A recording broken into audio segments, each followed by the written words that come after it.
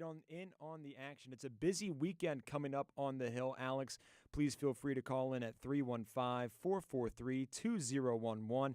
And if you don't want to call in, you can feel free to interact with us on Twitter and YouTube at WAER Sports Talk.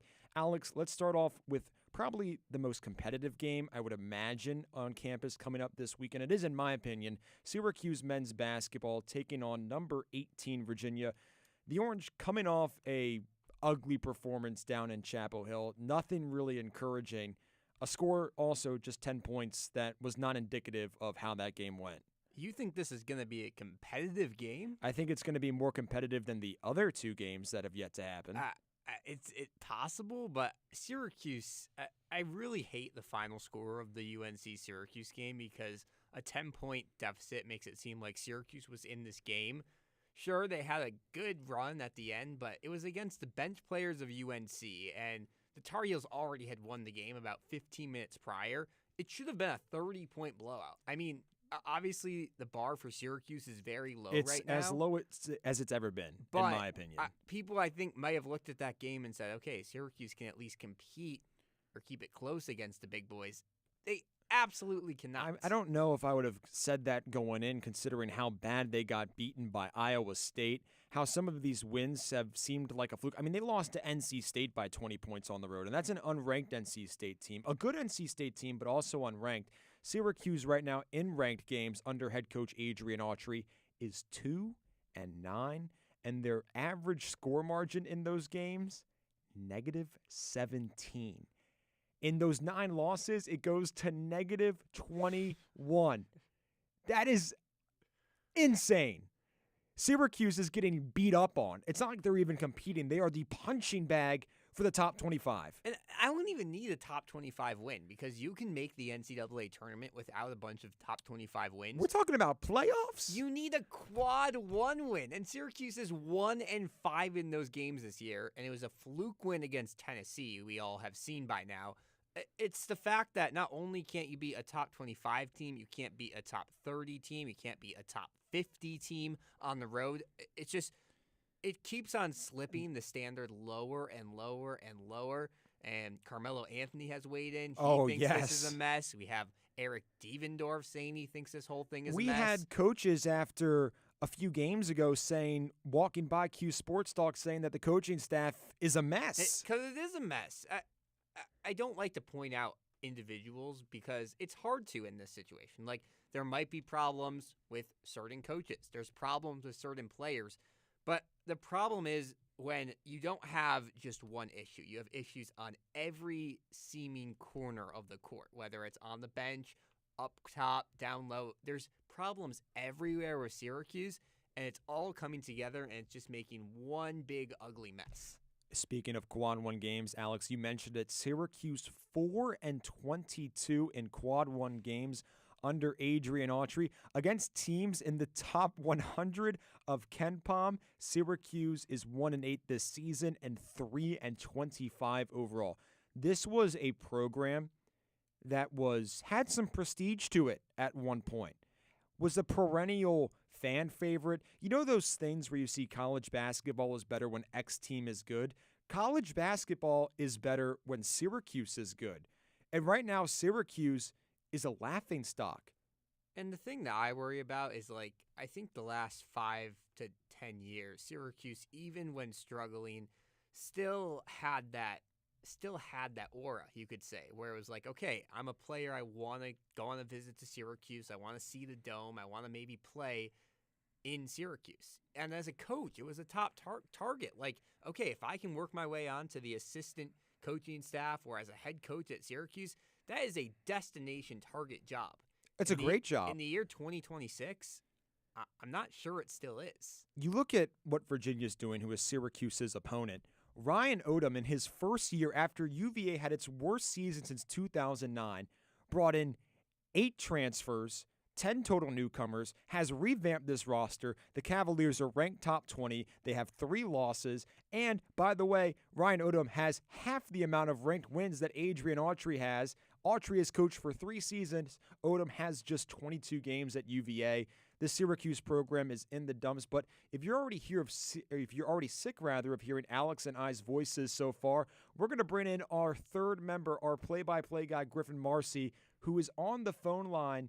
Might take a little bit of a second though for him to get on, but I mean he's down there in Charlottesville right now. And Griffin now is on. Griffin, how are you? How is the South? Oh, it's great down here, Nick. It's nothing like the Great White North of Syracuse, but it's a good time down here in Charlottesville. The weather's not too different, though. Well, the weather's not too different from old Syracuse. I'm sure it's not. I mean, my sister goes there and she's been complaining nonstop. Griffin, I want to talk to you. Me and Alex are just beefing about and riffing about how this Syracuse team right now is just fallen from prominence and how Carmelo Anthony has weighed in. But I want to talk about his son a little bit, Kiyan Anthony. If you look at the advanced metrics right now, Kiyan is 151 out of 156 players in total efficiency in the ACC. There are only 5 players worse than Kiyan, according to BPR. What do you expect out of his performance going forward against a ranked team, second-ranked team in a row? You know, I think it's such a tough spot at this point in time where this backcourt is so convoluted, whether it's Nate George struggling or what they're going to do with who they're going to put on the ball. I think there's no flow on the offense, so I don't really expect that much to change where you're going to see this rise. I don't think it's all this Kiyan Anthony's fault. I just think the system is not working right now, and he's a guy that seems to be really suffering the most from the lack of a system out there on offense. Well, and that's the problem. You take him out, who are you going to put in? Bryce Zephyr? Oh, maybe for. I'm not saying Bryce Zephyr is a minutes. better option, but Kiyan's really been struggling. And I think now when you turn to this stretch of playing consistent top 25, top 20 teams like Syracuse has turned to, I just think the expectations are so low. Griffin, if you've kind of gotten the vibe, what is the expectation for Syracuse when you go into Charlottesville and you're playing a Virginia team that's really turned things around? Your expectation is always to go out there and compete and try and win, but as you've seen, it's not working right now. I mean, lost 5 of your last 6 games, and Virginia's been on a roll, only lost 3 games all year, so a reasonable expectation would probably be to try and keep it within that 12-point range. But, you know, obviously we talk about the fall off of Syracuse. I mean, that's awful to hear that the expectation is to keep it within 12. No, the expectation is to win every game you play. That should be the expectation, regardless if you're Syracuse or if you're Coastal Carolina, wherever. It should be to win the game. If you have a question for Griffin or for Alex and I, or want to get in on the conversation, you can call us at 315-443-2011. You can also interact with us on Twitter at WAER Sports Talk. Griffin, what's really stood out, we've talked about the backcourt kind of individually, but the ball movement for this team has been nothing short of heinous. I mean, 2 assists compared to 9 fouls in the first half against North Carolina is not going to win you basketball games. This team is basically playing like 5 James Hardens, just who can get to the rack and who can score the most. I just don't know what the fix is. You've brought in point guards in back-to-back seasons. It's just, to me, it's a system issue. It is a system issue. It's something Coach Autry talked about after the UNC game this week is, you know, the roster construction here is probably not what they expected. He says, all our guys are used to playing with the ball in their hands. They're not used to having to cut off the ball and move off of screens off the ball. So having guys like JJ, Nate George, all these players, Donnie Freeman, they're used to initiating their own shots. They're not used to having to go set screens for someone else and move off backdoor cuts and stuff like that. That's why there's no movement, because everyone's used to the offense running through them. That's not the reality of this. There's one basketball, and there's 5 of you. You have to move and set things up for others. It can't just be my turn, your turn. The head coach complaining about roster construction. He put the roster together. I wonder whose job that was. And you know what's crazy? You talk about how this system has been set up with this poor roster. You bring in a quote-unquote big guy in William Kyle, who's 6'9", who can't stretch the floor. I mean, he's not effective offensively outside of the 8-foot range. To me, he's an offensive liability. You're playing 4-on-5 with William Kyle unless you magically loft him an alley-oop. That's it. I mean, yes, the problem is teams have seen that on film. And now at this point in time, every time you move off a ball screen, if you just force Kyle to touch the ball in no man's land, there's nothing that can happen. There's like, all right, he's going to stop there, pick up his dribble, kick out. Now you just wasted 15 seconds off the shot clock, and you're in square one all over again.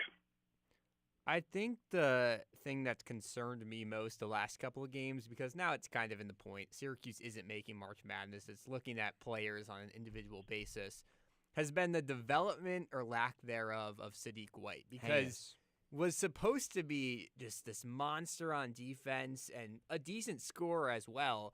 And now it just seems like he comes in the first 10 minutes, gets a couple of fouls, and then is rendered to the bench for most of the rest of the game. And sure, he has a couple of rebounds, maybe a steal. But, Griffin, I think there really is a development problem right now in the program.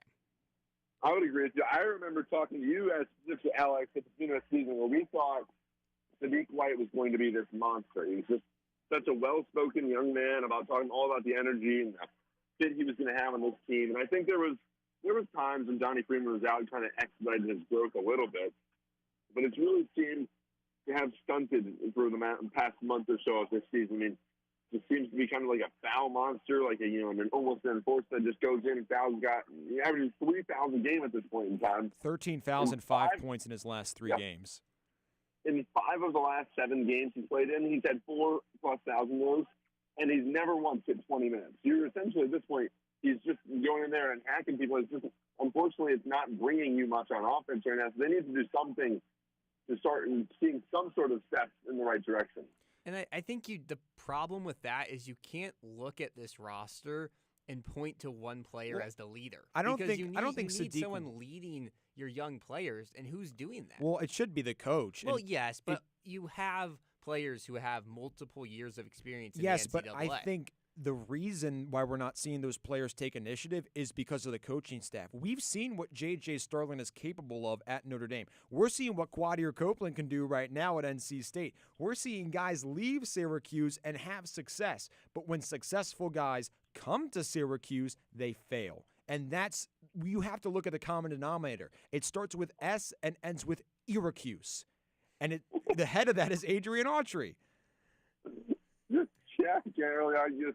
Especially you see Jaquan Carlos is a guy that is really doing well at Hofstra. Nate George was leading the conference in assists last year, and it seems like he's in just a complete funk this year. So I would agree with you. It's a developmental issue. But I mean, obviously, there's a lot of noise going on in the program.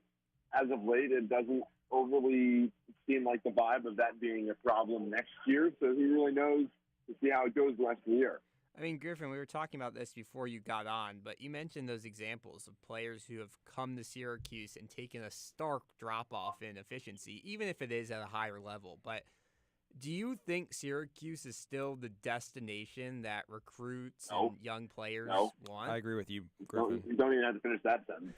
I'll just take a look at the class of 2026 right now. It's empty. Yeah. Nick King could go out there and play.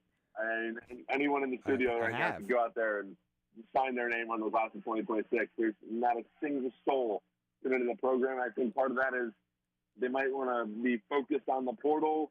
They might be uncertainty in the coaching situation, but to not have a single guy in 2026 answers your question right there and then. Well, I think guys aren't recruiting in 2026 because they don't know who the heck is going to be the head coach. Because in all honesty, right now, Adrian Autry's seat has already been chiseled to ashes. And right now, he's just trying to collect whatever he can to bring to his next destination. So if you're a high school kid, you're not going to commit to somewhere where you don't know who the head coach is. The issue to me right now is that Syracuse has been so irrelevant for 5-6 years now, where the prestige and the brand for these high school kids that would have been 12 when this down era started are not going to have the same allure to go to Syracuse. The difference with Virginia and how they've rebounded is they were relevant 2 or 3 years ago. Guys that committed last year remember this team winning the national championship. Well, one thing I'll have to say about that is you've seen in the last 2 years, Syracuse has brought in great classes. Right? Oh, yes. Bringing in Donnie Freeman, bringing in Sadiq White and Kyan Anthony. But now I think it's completely lost because you've seen they've done nothing with those people. So I wouldn't say that's been a problem over the last 5 to 6. But it's more the fact that, Autry's proven to be a good recruiter, but not been able to develop him. So now I think the interest is relatively falling off to a great degree. Well, you just have to look at how many players have made it to the NBA. And yeah, that's pretty much it. The interest level or the development level has been bad. And if you're a coach looking for a new job, and there will be several openings, as there are every offseason, is Central New York bitter cold snow, questionable even athletic put a coat on, situation Nick. with a new chancellor coming in. You don't know who might be the AD if Wildhack will stay over. I mean, this right now is a mess. Yeah, you can't really argue with that. I talked about this in double overtime the other day. The biggest thing at this point in time is alignment between your athletic department and the coaching staff, and you actually don't have the head of the university right now. And there's going to be no alignment if there's no one at the top. Yeah, I mean, it's really kind of an ugly situation right now, and all we can do is sit back, observe, and talk about it. Griffin, thanks so much for joining us. Enjoy Charlottesville. We'll hear you tomorrow at noon on the call. Thank you so much, Griffin, for joining us. Alex, I mean, I think Griffin really hit the nail on the head. This program right now is such a odd and really depressing spot. I remember just how this team was on a Tuesday or Monday, and it seemed like the entire country was watching. Yeah, and I just really think tomorrow is so interesting because it shows how two programs have gone in such different directions and how Virginia really knows how to navigate this college basketball world. Exactly, and we've heard a lot about the Syracuse side thanks to Griffin Marcy, but now we want to hear the Cavaliers side. We are now joined by UVA men's basketball beat reporter Greg Medea. Greg, thanks so much for taking the time to join us here tonight. Yeah, happy to join you guys. Should be a good one tomorrow at John Paul Jones Arena. Should be very entertaining, especially for the UVA side. A little side note, my sister goes to Virginia, and she's going to be at the game. And for a first year coming back after last season where Virginia had its worst season since 2009, Ryan Odom has truly revamped this roster, and it's taken me a bit by surprise how successful the Hoos are doing. What were your expectations for the Cavaliers going into this season? Yeah, they totally revamped and had to, right? After the Tony Bennett era ended and Ron Sanchez his run as interim coach only lasted a season. They had to regroup and retool, especially with the drastic change in system. So Ryan Odom's more up-tempo, more wide open on offense. Bennett was obviously known for the pack line defense, and that stayed in place while Ron Sanchez was there. There was only one returning scholarship, I guess you'd call them scholarship players. It's a little different in the NIL world now. The only returner from that group is Elijah Gertrude, and he was hurt last year. So it's a brand new Virginia team, and expectations going into the year was, they should be entertaining to watch at least. With the influx of talent and guys who could shoot the three, you thought they'd be able to score a good bit, and that's proven to be true. You just didn't know how it would come together, and if they would be a championship contender in the ACC, which I think at this point, at 19-3 overall, and 8-2 in the league, you have to say they are. And have a good shot to have a good seed come March Madness. So I think they've probably exceeded expectations to this point just because of all the new faces that have needed to come together quickly in order to be good. And that's what's happened. The key players, Testa Ritter, an import from Belgium, a forward, 6'9", strong as he plays a little bit of bully ball sometimes, but can also shoot the three. And then they have the older guards in Malik Thomas and Dallin Hall, who've done a nice job at times playmaking for the team. And even the freshman, the young guy, Chance Mallory from here in Charlottesville, he's done a nice job as well, giving them a burst of energy off the bench when they need it. Yeah, Chance Mallory is one guy that I've really fallen in love with a little bit. He reminds me a lot of Kihei Clark, but almost like can shoot it better, both like a little bit undersized, from Charlottesville, local kid, and he's super efficient. Him being the youngest freshman on this group because Grunlow and DeRitter are international guys, Mallory has really stood out. Where do you think his game is at right now, and how can it continue to progress? Man, it's impressive. He's fearless at times, the way he drives the basketball, and and ratchets up the intensity a little bit. He's been really solid for them and has a knack for when to take charge and when to be aggressive toward the rim. I think with any freshman, right? There are some instances when he could slow down a little bit and or just be a little bit more under control. You've seen it just at times a touch. But really, he's doing a nice job overall. I think he's gotten more and more comfortable as the season has gone on. Of course, it helps that he's playing in front of friends, family, and a bunch of UVA fans who've known him for years, right? As a local star in the high school scene here in Charlottesville, growing up, going to games at John Paul Jones Arena, and it's interesting, right? He was the one. He was a commit to Tony Bennett.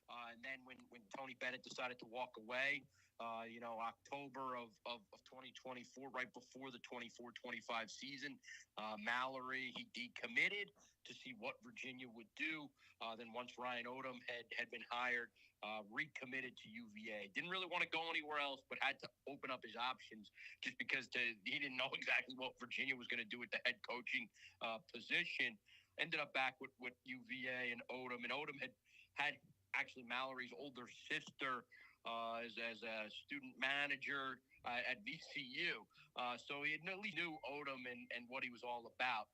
So there's some ties there that helped that situation. He's been really good. And I think he's learned a lot, too, from Dallin Hall. The older veteran guard who transferred in from BYU, as well as Malik Thomas, who transferred in from San Francisco. I know that one of the big parts of Virginia's success this year has been the rebounding game, one of the best offensive rebounding teams in the nation and in the ACC, obviously. How big of an emphasis has that been for the team, and how does that open up the game?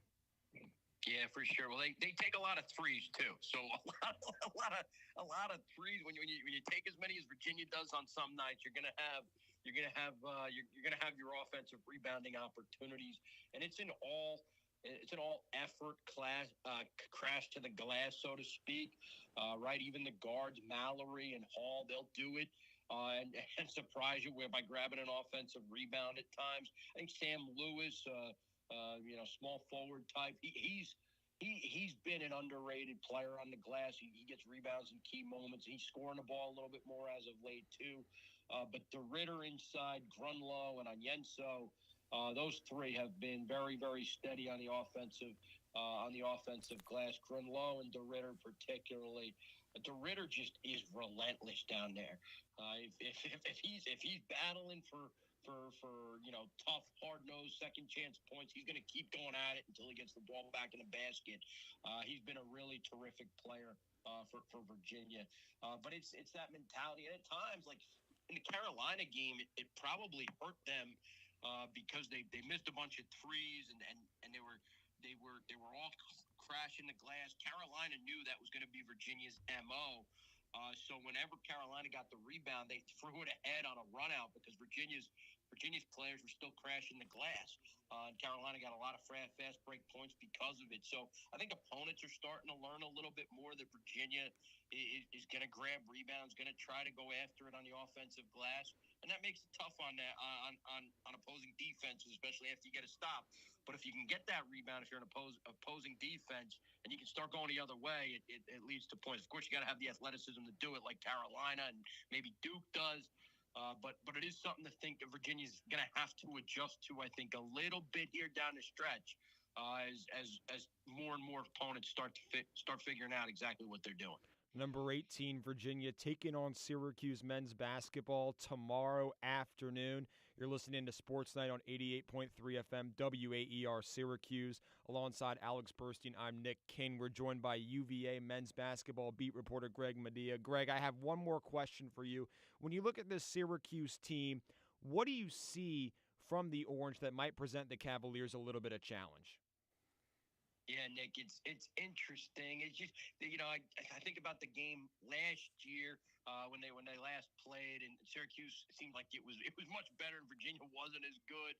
I think for Syracuse, the key is just not letting Virginia get off to a good start. Like Virginia played well against Pittsburgh the other night, had a 12-0 run early in the first half, and the game, you just knew Pittsburgh had no shot at coming back. I think Syracuse, is probably in that middle tier of ACC teams. A big group of them bunched together, and even Notre Dame and Boston College could hang with Virginia and really gave Virginia fits because they'd gotten off to good starts against UVA. So I think if Syracuse can replicate some of that and make Virginia play the full game, it'll have a shot to tomorrow afternoon. Thank you so much, Greg, for joining us. You're listening to Sports Night here on WAER. Alex and I are going to step aside, and when we come back, we're going to talk Syracuse men's lacrosse, who has a showdown with St. Joe's tomorrow. Can't wait for it. Don't go anywhere. Sports Night returns right after this. There is a one-stop listen for everything Syracuse athletics. Syracuse men's lacrosse had arguably maybe Gary Gates' best weekend ever as head coach. The Ostrom Avenue podcast provides unique opinions, plus exciting interviews from industry experts. The voice of Syracuse men's lacrosse and Syracuse women's basketball as well. Tim Leonard, Javon Edmonds of Syracuse.com. Check out weekly episodes and listen at WAER.org or wherever you get your podcasts. Every 4 years or so, you hear folks saying, "That's it. I'm leaving the country." Whatever, but what if all of a sudden people are uprooting their kids, packing up the dogs, selling their furniture? Where are they going? On the next Snap Judgment, we proudly present In Search of a Black Utopia. Do not miss it. Sunday morning at 10 on 88.3 FM WAER.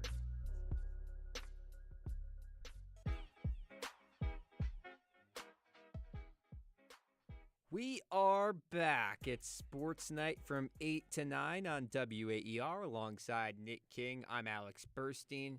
Time for basketball to step aside and talk with the real best men's team on campus. Best team on campus. Yeah, well, the women's basketball team's doing pretty good. They're not ranked number 3. That's true. They are not ranked number 3. Syracuse men's lacrosse, 1-0 on the season, and not a big matchup tomorrow. One could possibly argue the smallest matchup of the entire season.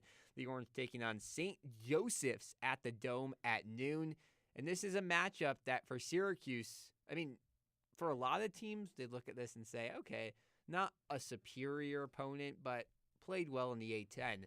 For Syracuse, though, a team that plays 10 ranked teams this season, it's a must-win, and it should be a must-blowout win. It seems like it's just how much is this team going to win by. St. Joe's, yes, they're receiving votes, but they're not on the same level as Syracuse. Very few teams, in my opinion, are on the same level as Syracuse, and we'll find out that level actually a week from today when the Orange play Maryland. Problem is, this is basically your warm-up game. You know, in college football, when you have Alabama about to go to the Iron Bowl, and then they play like Mercer or something right before their rivalry game or their big game against Georgia, this is Mercer. St. Joe's is Mercer. They're a lamb coming to slaughter. I do think St. Joe's is better than Mercer or something would be. They were a semifinalist in the A10 last year and returned a lot of their scoring. But like you said, this is really Syracuse figuring out its rotations, figuring out who you want at attack. I was very interested in Game 1 against BU, which was number 17 at the time. It was a 13-6 win for Syracuse, and obviously that's a good result. But what I didn't see a lot of that I was expecting was playing around with the rotations, especially in that left attack spot where Owen Hiltz exited due to graduation, and all off season it was who's going to fill this role? Will it be Peyton Anderson? Will Michael Leo step up? But instead it was Anderson the entire time.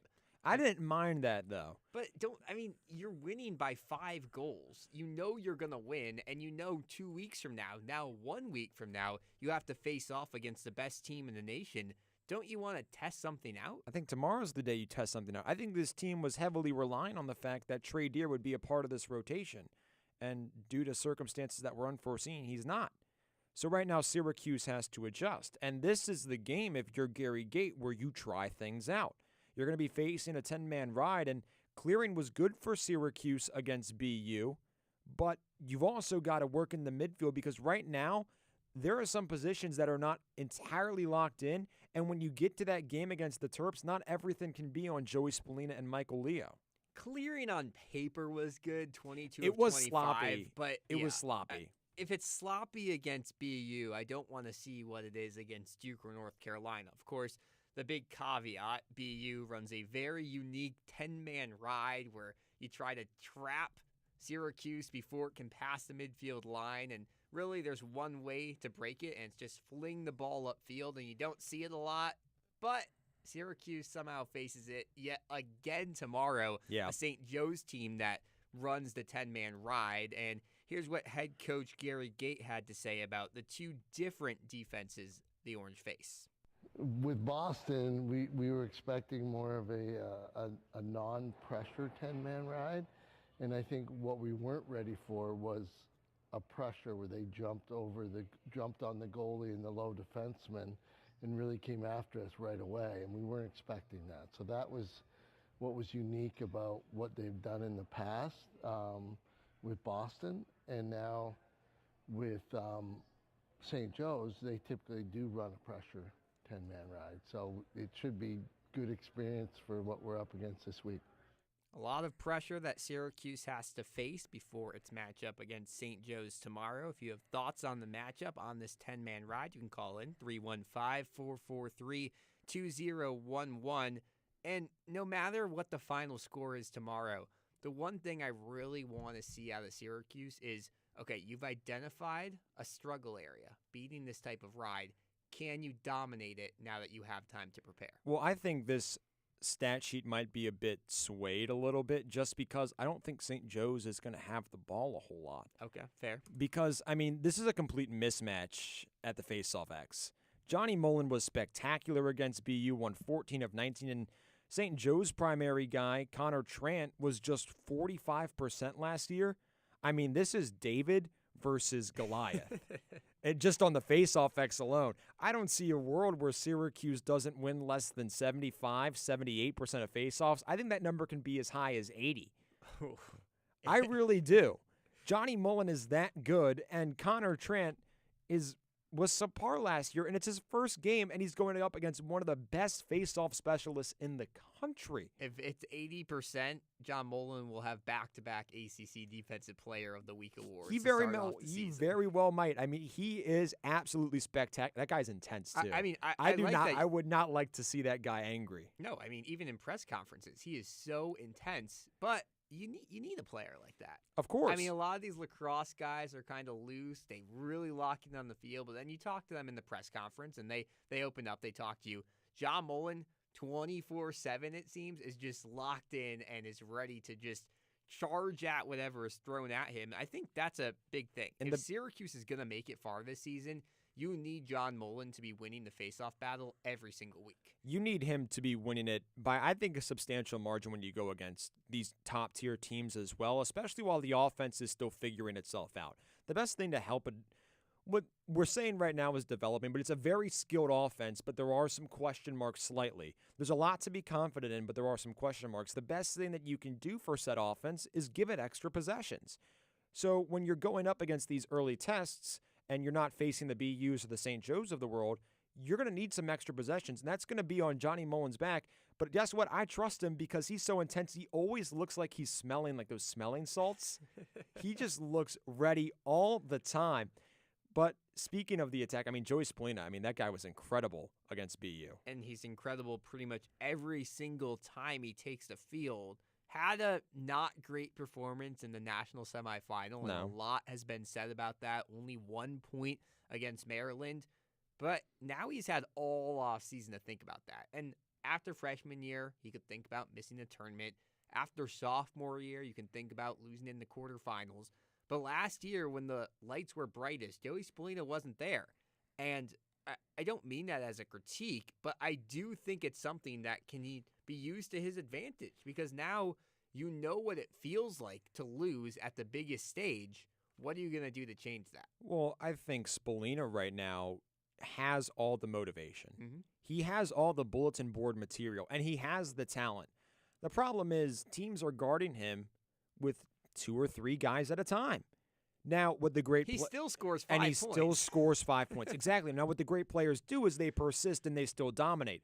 And Spallina has that ability. It's just whether or not he can do it consistently. Because this year, you don't have Owen Hiltz. And he was a guy that the Orange could lean on down the stretch. I mean, he was spectacular during that postseason run. And you still have some guys returning. But heck, I'd really like to have Owen Hiltz back instead of Peyton Anderson, just with that physicality aspect. The reason that I think Orange fans don't have to necessarily be so nervous about that is because this defense looked so much better than expected in game one. And yes, it was BU, but that's still a top 20 team. And in that short stick defensive mid position where you lost Carter Rice, who was probably the most underrated player in college lacrosse last year with both his speed, his stick handling skills, and just the presence he brought on the defensive end. You bring in Dante Bowen from Ohio State. He looks great in game one. And the person who blew my mind, I was on the sidelines for our WAER broadcast of game number one. Jake Spallina is really, really good now. I mean, he is so fast. He can get from one end to the field, past midfield in a matter of seconds. And he just looks so much more comfortable playing in an elevated short stick role. And that's great because if Syracuse has two guys they can trust in that position, your defense becomes so much more sure. Because you have the back line locked up with Dwan there. Of course. I just thought Spallina looked extremely quick. It's like when you go from a summer in high school from like 9th grade to 10th grade and you come back for basketball tryouts and all of a sudden you're jamming it, you're lacing everything, you're stealing the ball. He looked like a completely different player. And granted, we only saw a little bit of him last season, but he looked like comfortable. He looked poised. I think that's the best way to put it. He looked like he knew exactly what was going on and he knew his role every single second that he was on the turf. And I have confidence in him. What I want to see, though, I want to see the reserves, in all honesty. I want to see how deep this team is, and tomorrow is the only chance you really get to do that this season because we see that Jake Spallina will likely do the same thing against St. Joe's that he did against BU. Peyton Anderson is probably not going to do too much more to wow me, granted, knowing that the opponent is St. Joe's. I actually disagree with that. I think Peyton Anderson tomorrow could have a 4-goal game, in my opinion, would completely shift of him. But in game one, a pair of goals and a nice assist, but he was standing wide open on the near side GLE basically the entire game, and I want to see a little more production out of him. I know it's big shoes to fill, and he's been in that midfield and attack position, so he's still figuring out where to be on the field. But if there's one guy I'm looking for tomorrow to really wow the fans and kind of change how he's perceived, it's Peyton Armstrong. Anderson. But who's Peyton Armstrong? I have no idea. Well, I think similar to another Armstrong, I think Peyton Anderson's potential is to the moon. I think he's absolutely got that skill set. It's just whether or not he puts it together. And I think that when Anderson does get going, and granted, he has to get the rock to make plays. If he's wide open, that's everybody else's job to get it to him. But I don't think he made mistakes. He played smart. And that's all you can't ask him to be in, his first season as a bona fide starter. You can't ask him to go out there and take shots that maybe he doesn't think are his, because we know who the leaders on this team are. Peyton Anderson is filling into a role, and it was his first game really filling into that starter role that we'll likely see him at throughout the rest of the season. I don't want my newbie almost coming in and taking crazy shots. I mean, we know what crazy shots do. Just go listen to Syracuse men's basketball. That's all they do. Hey, Joey Spallina does crazy shots. But Joey Spallina, I trust to make them. That's the big difference. Joey Spallina is that guy, just 2 points away from 8th on the all-time list, actually about to tie his head coach, Gary Gate.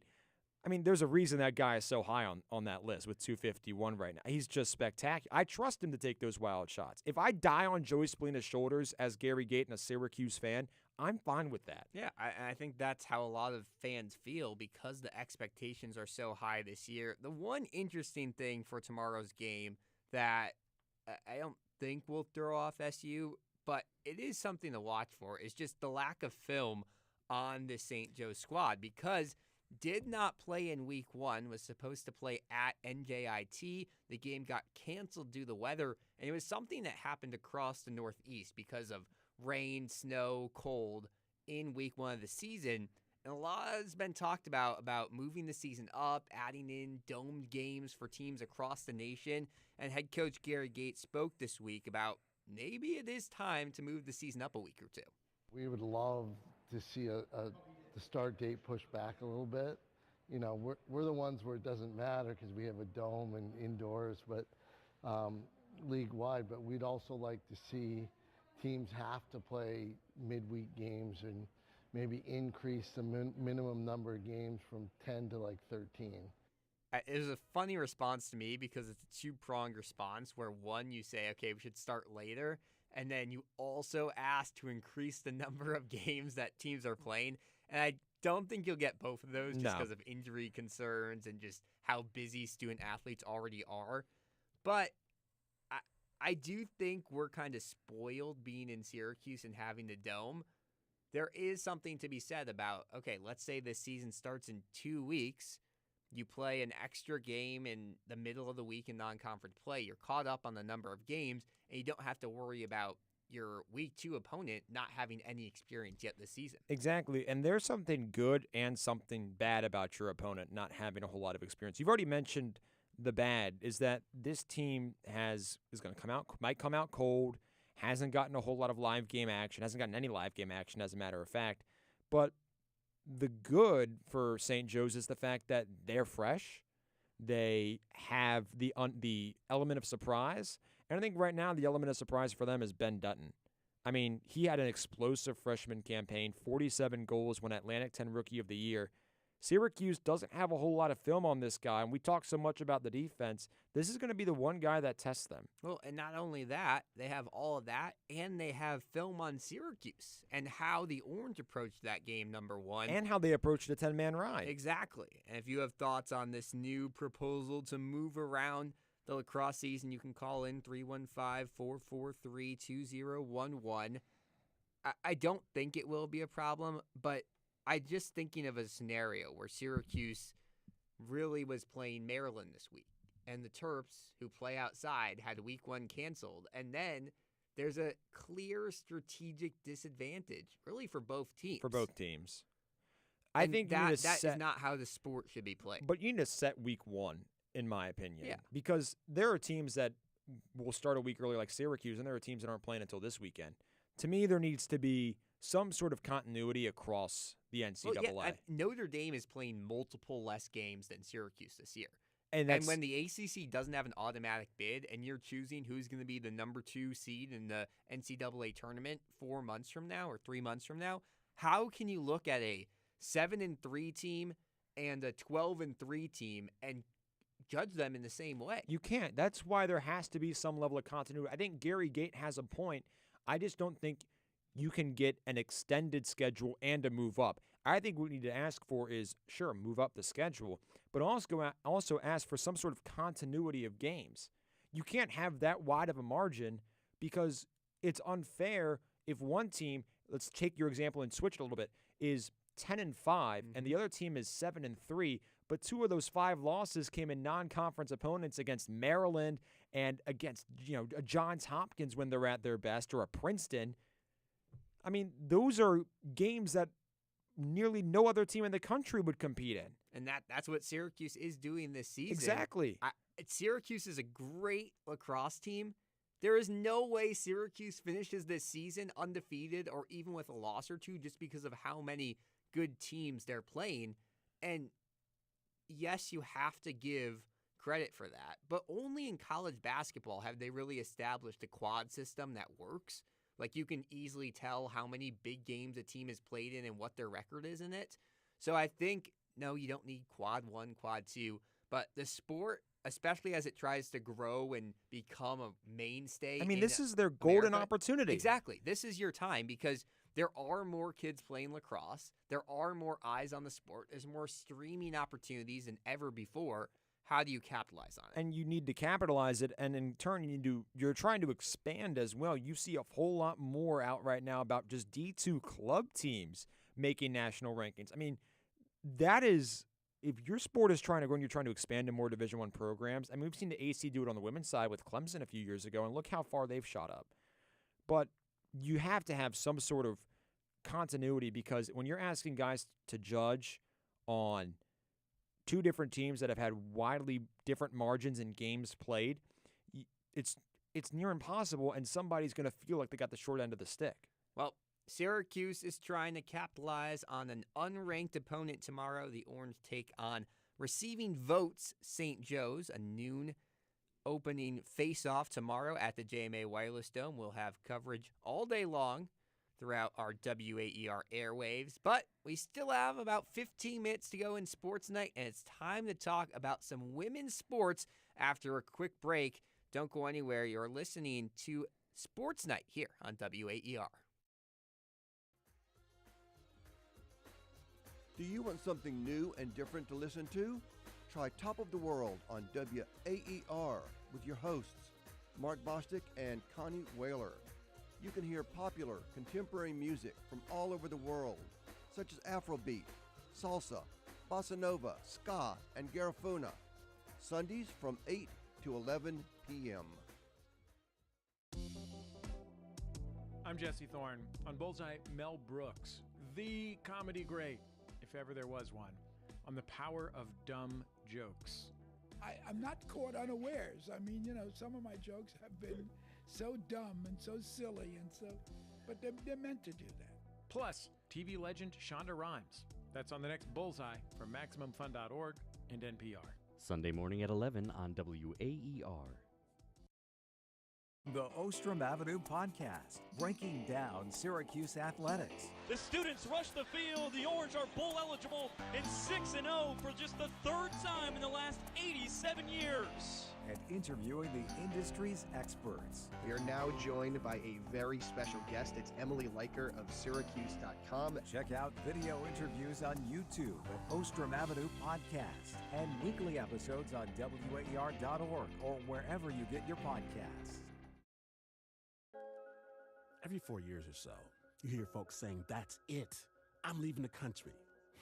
Whatever, but what if all of a sudden people are uprooting their kids, packing up the dogs, selling the furniture? Where are they going? On the next Snap Judgment, we proudly present In Search of a Black Utopia. Do not miss it. Sunday morning at 10 on 88.3 FM WAER.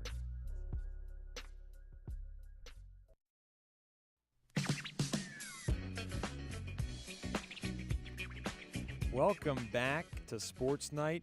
Nick King alongside Alex Burstein talking about some women's sports in the 315. If you wanted to get in on the conversation, don't hesitate to call in at 315-443-2011. You can also interact with us on Twitter and YouTube as well at WAER Sports Talk. Alex, women's lacrosse team opened their season just a few hours ago and wasn't great for Reggie in his debut. Orange fall to the number 7 Terps 9-5. Yeah, I think there's a lot of positives and a lot of negatives to take out of this game. And obviously Syracuse opening against the number 7 team in the nation has to be commended.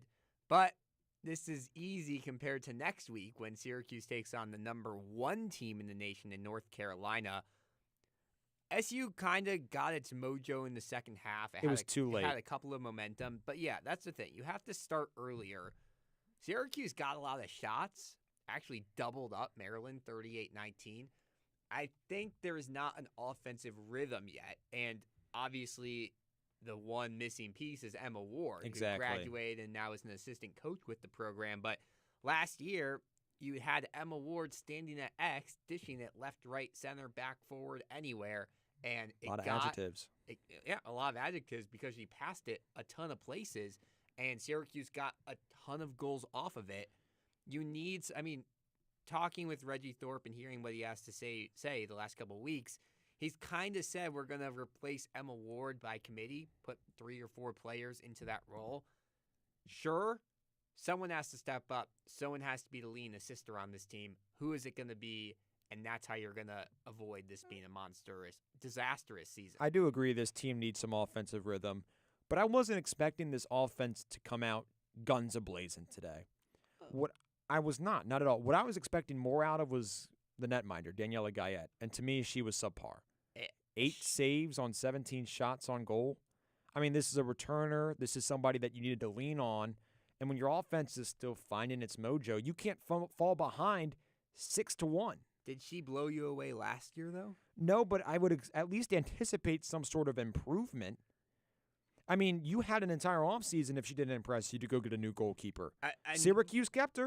I'm surprised, not even to necessarily take over her job.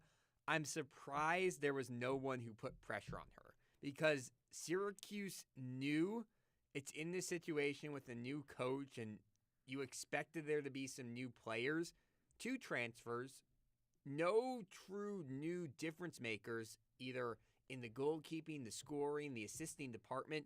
This is a very similar looking team with a new coach, and I hope it works out. But there are a lot of times where you see a new coach come in. I mean, we were talking about it with Virginia men's basketball. They brought in a new coach. They also brought in an entire new team, and that's why it's working. Soon, Syracuse has to figure out how are we going to mend everything together, because once you start playing as a team, there's a lot of talented players on this team. I mean, Caroline Trinkus is ridiculous. Molly Guzik looked really good tonight. She looked great. There are star potential players with Syracuse. How do you unlock their full potential? That's the big question mark. You know what team seems to have it together? This women's basketball team is pretty darn good, and they have a chance to put their name basically on the national stage come Sunday when they face a stout Louisville team ranked number 6 in the latest AP poll. Louisville just lost to Duke last night. I don't know if you saw the ending of that game, Alex. Louisville had 2 free throws with 1.1 seconds left and made the first one, missed the second, loses by 1 point to the Blue Devils, who are ranked number 19. I think this Louisville team is going to come out hungry, looking for that worm. I do agree, but I also think Syracuse is a great team, is going to make the NCAA tournament, is probably one of the best teams on campus right now. That being said, Syracuse doesn't have a good win this year. Okay, it has good wins. Virginia was a good win. It has good wins. It doesn't have a great win. No, this North year. Carolina was had a chance to be a very good win. Exactly. I wouldn't say great win, though. There's no ranked wins and no really ranked close games for Syracuse this year. And right now, SU's in that 8-9 seed range. I can see Syracuse winning a game in March Madness, but when you have to go up against a 1 seed in the second round on its home court, that's where things get thrown out the window.